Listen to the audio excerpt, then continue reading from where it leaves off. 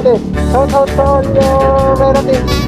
Shoutout to the Yes, yes. Other country. What's up, Hello everyone. Yes. How are you? Yes. Your boy Brian. Okay. First ride? Ay NBA player ata are.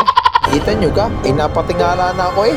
Ay ano gang pagkakahaba. Ayun, kaway ka sa vlog ko. Learn this time Tagalog. Okay lang. Okay lang. Mapapasubo ata ang English ko din eh. At pagkaabot ko ng helmet, dito'y parang natigilan talaga ako. Kaya ng motor ko. Hahay! At dito, maging yung mga taong nakapaligid sa amin ay napatingin talaga kung kakayanin ba talaga ng maliit ng motor si Sir. Ay yung ganamang height ay 6'7". Aray ko. 6'7". Oh, you seem height like LeBron James. 7'6". Bilang isang MC taxi rider ay talagang hindi ka makakapamili.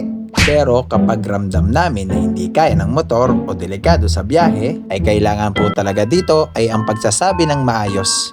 Hindi po ito panghusga, kaligtasan lang po talaga ang aming inuuna. Okay to upload to Facebook? Okay? Okay. At sa dahil content creator tayo, at syempre magpapaalam tayo.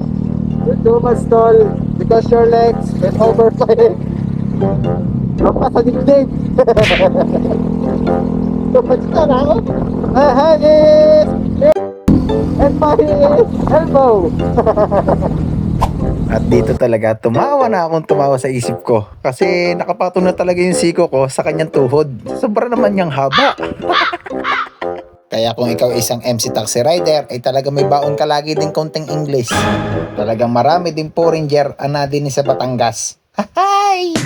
At itong biyahe kong ito ay Sorosoro papuntang SM.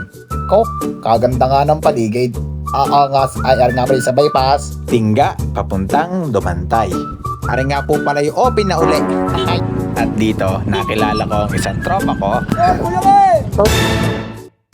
At isa lamang pong paalala sa lahat po ng gumagamit ng Angkas app dito sa Batangas. Kung kayo po ay matangkad or plus size at alam nyo po na hindi kayo akma sa maliliit na motor, pakilagay na lang po agad sa note ng impormasyon para po ito sa ating kaligtasan at iwas abala sa ating biyahe. Maraming salamat po!